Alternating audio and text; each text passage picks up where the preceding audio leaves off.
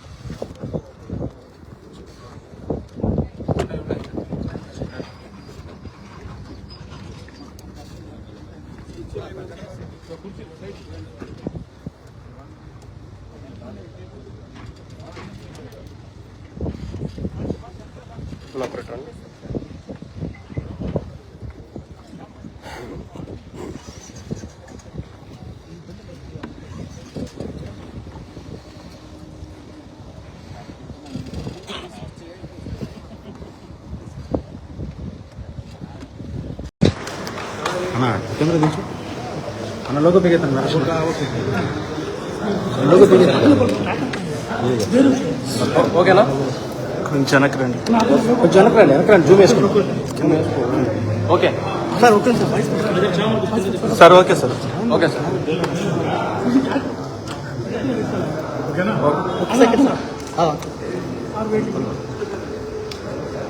చాలా చాలా సంతోషం.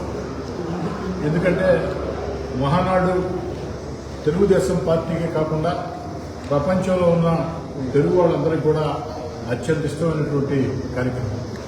ఆ మహానాడు తెలుగుదేశం పార్టీ చరిత్రలో ఒక్కో సంవత్సరం ఒక్కో దగ్గర నిర్వహిస్తూ ఉంటారు. ఏకదాటిగా ఇన్ని మహానాడులు సంవత్సరానికి ఒకసారి ఇన్ని మహానాడులు చేసుకున్నటువంటి చరిత్ర అది కొద్ది పార్టీలతో ఉంటుంది. దాంట్లో తెలుగుదేశం పార్టీ ఉందని చెప్పని సరైన ఆ మహానాడు నెల్లూరు జిల్లా కావటం, నెల్లూరు జిల్లాలో కోర్ నియోజకవర్గం యొక్క ఇఫ్కో కిసాన్ చర్చ్ వద్ద ఏర్పాట్లు మొత్తం నిర్ణయించడం, అందరూ కూడా ముఖ్యమంత్రి చంద్రబాబు నాయుడు గారి ఆదేశాలు, నారా లోకేష్ గారి ఏదైతే సూచనలు సలహాలు, రాష్ట్ర తెలుగుదేశం పార్టీ అధ్యక్షులు పల్లా శ్రీనివాసరావు గారి సూచనలు సలహాలు, అదేవిధంగా జిల్లా తెలుగుదేశం పార్టీ అధ్యక్షులు వేదా విశ్వనాథ్ గారి సూచనలు సలహాలు, పార్లమెంట్ సభ్యులు వేమిరెడ్డి ప్రభాకర్ రెడ్డి గారు, అదేవిధంగా జిల్లాలో ఉన్న ఇద్దరు మంత్రులు అటు ఆన రామనారాయణ రెడ్డి గారు, పొంగూరు నారాయణ గారు, అదేవిధంగా శాసనసభ్యులు కోవిడ్ శాసనసభ్యులు రాష్ట్ర తెలుగుదేశం పార్టీ పొలిట్ బ్యూరో సభ్యులు వేమిరెడ్డి ప్రశాంత్ రెడ్డి గారు, మాజీ మంత్రివర్యులు సీనియర్ నాయకులు సోమిరెడ్డి చంద్రమోహన్ రెడ్డి గారు, ఉదయగిరి శాసనసభ్యులు కాకర్ల సురేష్ గారు, కావల శాసనసభ్యులు కావ్య కృష్ణారెడ్డి గారు, అదేవిధంగా గూడూరు శాసనసభ్యులు పాశం సునీల్ కుమార్ గారు, వెంకటగిరి శాసనసభ్యులు పూర్వం రామకృష్ణ గారు, సూళ్ళూరుపేట శాసనసభ్యులు నెరవల విజయశ్రీ గారు, అందరూ కూడా ముఖ్యంగా జిల్లాలో ఉన్న ఇద్దరు మంత్రులు, పార్లమెంట్ సభ్యులు, జిల్లా పార్టీ అధ్యక్షులు, మొత్తం జిల్లాలో ఉన్నటువంటి ఎమ్మెల్యేలు, అనేక స్థాయిల్లో వివిధ హోదాల్లో ఉన్నటువంటి తెలుగుదేశం పార్టీ సీనియర్ నాయకులు ఎంతో మంది ఉన్నారు.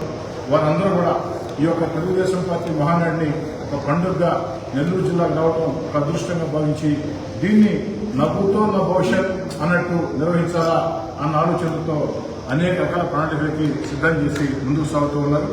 మహానాడు మా అందరి ఆకాంక్ష ఒకటే, మా అందరి కోరిక ఒకటే, మా అందరి లక్ష్యం ఒకటే. ఈ యొక్క నెల్లూరులో జరిగే మహానాడు చరిత్ర గుర్తుపెట్టుకునే విధంగా, చరిత్రలో ఇప్పుడు కూడా మహానాడు గురించి చర్చ వస్తే నెల్లూరుకు ముందు నెల్లూరు తర్వాత అనే విధంగా. ఎందుకంటే గత వైఎస్ఆర్ కాంగ్రెస్ పార్టీ ప్రభుత్వంలో ఆనాటి ప్రభుత్వానికి వ్యతిరేకంగా యువనేత మన ప్రస్తుత జాతీయ వర్కింగ్ ప్రెసిడెంట్ నారా లోకేష్ గారు యువగళం పాదయాత్ర ప్రారంభించారు. ఆ యువగళం పాదయాత్ర రాష్ట్రం అంతా కూడా అద్భుతంగా మహోద్భుతంగా జరిగింది. కానీ నెల్లూరు జిల్లాలో ఇంకా ఇంకా ఇంకా అద్భుతంగా జరిగింది. నెల్లూరు రూరల్లో, ఆ రూరల్లో ఉన్నటువంటి తెలుగుదేశం పార్టీ నాయకుల కార్యకర్తల సహాయ సహకారాలతో, అదేవిధంగా ప్రజల ఆశీస్సులతో అద్భుతంగా నెల్లూరు రూరల్ నియోజకవర్గంలో నారా లోకేష్ గారి పాదయాత్ర జరిగి ఒక చరిత్రగా మిగిలింది. నెల్లూరు జిల్లా కానీ నెల్లూరు రూరల్ కానీ ఏదైతే నారా లోకేష్ గారి పాదయాత్ర అద్భుతంగా మహోద్భుతంగా జరిగిందో, అదేవిధంగా దాని ప్రభావం కూడా ఆ తర్వాత ఎన్నికల్లో చాలా స్పష్టంగా ఉండింది. నెల్లూరు జిల్లా వైఎస్ఆర్ కాంగ్రెస్ పార్టీని పూర్తిగా తుడిచిపెట్టేసి తెలుగుదేశం పార్టీ భారీ మెజార్టీలతో, అద్భుత మెజార్టీలతో అటు పార్లమెంట్ సభ్యులైనా శాసనసభ్యులైనా గెలవడం జరిగింది. ఈనాడు 2 ఏళ్లుగా రాష్ట్ర ముఖ్యమంత్రి చంద్రబాబు నాయుడు గారు గత వైఎస్ఆర్ కాంగ్రెస్ పార్టీ విధానాలతో సర్వనాశనమై అన్ని వ్యవస్థలు దివాలా తీసినటువంటి పరిస్థితుల్లో తన అపార పరిపాలనా అనుభవంతో ఈ రాష్ట్రాన్ని అన్ని రకాల ముందు నడిపిస్తున్నాడు. ఒక పక్క సంక్షేమ కార్యక్రమాలు, మరో పక్క అభివృద్ధి కార్యక్రమాలు, మరో పక్క ఎన్నికల్లో ఇచ్చిన హామీలు ఒక్కొక్కటి నెరవేర్చుకుంటూ వస్తూ అన్నిటికీ మించి ప్రపంచంలో రాజధాని లేని రాష్ట్రం ఒక ఆంధ్రప్రదేశ్.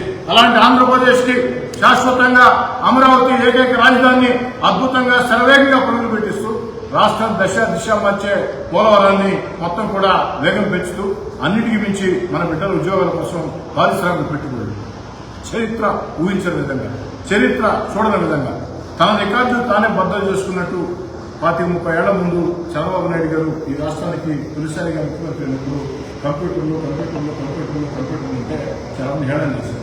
కంప్యూటర్లు గూడు పెడతాయా మేమందరం కూడా నిజంగా అనుకున్నాం. కానీ భవిష్యత్తు ఊహించి ఆనాడు చంద్రబాబు నాయుడు గారు కంప్యూటర్ రంగంలో అనేక రకాల ప్రయత్నాలు చేపట్టి ఈ రోజు ప్రపంచంలో తెలుగు వాళ్ళు అత్యధికంగా కంప్యూటర్ రంగంలో ఉద్యోగాలు ఉన్నారు. అంతేకాదు ఆ రోజు దేశంలో ప్రధానమంత్రి గాని ఆనాటి ముఖ్యమంత్రులు గాని ఎవరు ఊహించకముందే, అందరికంటే ముందే చంద్రబాబు గారు వేగంగా శరవేగంగా భవిష్యత్తుని మొత్తం కూడా ఊహించారు. మరి ఈనాడు అదే పరిస్థితుల్లో ఏదైతే క్వాంటమ్ వ్యాలీ రాబోయే రోజుల్లో ఎంత విశిష్ట ప్రాజెక్టు ఉందో దాని ముందే గుర్తించి ఈ దేశంలో అందరూ ముఖ్యమంత్రుల కంటే ముందే క్వాంటమ్ హబ్ గా ఆంధ్రప్రదేశ్ తయారు చేసేదానికి ప్రయత్నిస్తున్నారు. ఈనాడు చంద్రబాబు నాయుడు గారి ఆలోచన విధానం, యువనేత నారా లోకేష్ గారి పట్టుదల, ఒక మంచి క్లీన్ బ్రాండ్ ఇమేజ్ తో ఆంధ్రప్రదేశ్ లో పెట్టుబడి పెట్టాలంటే ప్రపంచమంతా కూడా పారిశ్రామికవేత్తలు ముందుకు వస్తూ ఉన్నారు.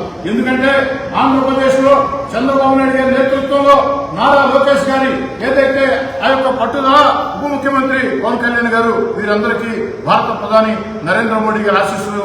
కాబట్టి ఆంధ్రప్రదేశ్ లో పెట్టుబడికి అన్ని రకాల మెరుగా ఉంటుంది, అన్ని రకాల మంచి జరుగుతుందని పారిశ్రామికవేత్తలు గత వైఎస్ఆర్ కాంగ్రెస్ పార్టీ హయాంలో ఆంధ్రప్రదేశ్ లో పెట్టుబడి పెట్టాలంటే భయపడి వణికి పారిపోయిన మొత్తం ఆంధ్రప్రదేశ్ వైపు చూస్తున్నారంటే దీనికి కారణం మళ్లీ చెప్పాలంటే తెలుగుదేశం పార్టీ కూటమి ఆ యొక్క కూటమి ఆలోచనల్ని పట్టుదలతో నారా లోకేష్ గారు అన్ని ఊహకన్న రీతిలో మొత్తం కూడా ఆ యొక్క పెట్టుబడి ఆకర్షిస్తున్నారు.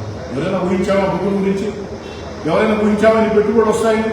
కాబట్టి మేము మళ్లీ చెప్తున్న ప్రజలందరూ కూడా ఈ యొక్క తెలుగుదేశం పార్టీ కూటమి ఈరోజు చేస్తున్నటువంటి ఆ యొక్క కార్యక్రమాలు ఇంకా భవిష్యత్తులో ముందుకు పోవాలంటే మరో 15 సంవత్సరాలు ఆంధ్రప్రదేశ్ ని తెలుగుదేశం పార్టీ కూటమి పరిపాలించాల్సిన అవసరం ఉంది.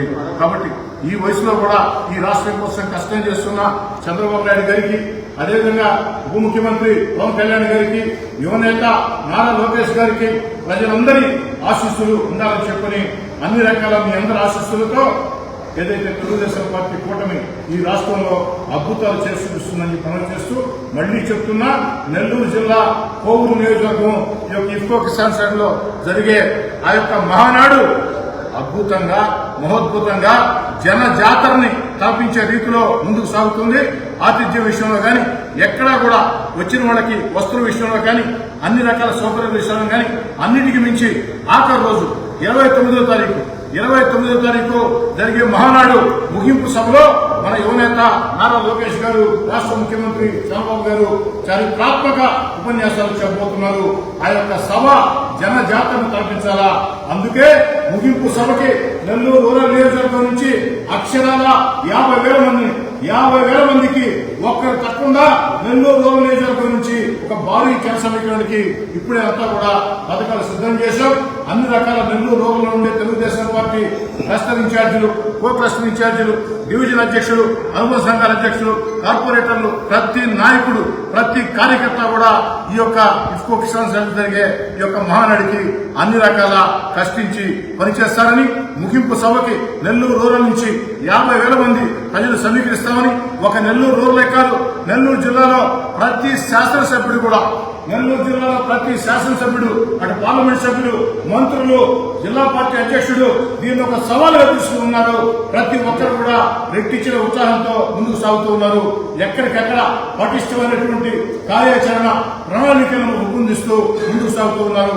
మళ్ళీ చెప్తూ ఉన్నా, ఈ యొక్క మహానాడు నెల్లూరుకు ముందు, నెల్లూరు తర్వాత అనే విధంగా ముందుకు సాగుతామని ప్రజలందరి ఆశీస్సులు కూడా ఉండాలని చెప్పి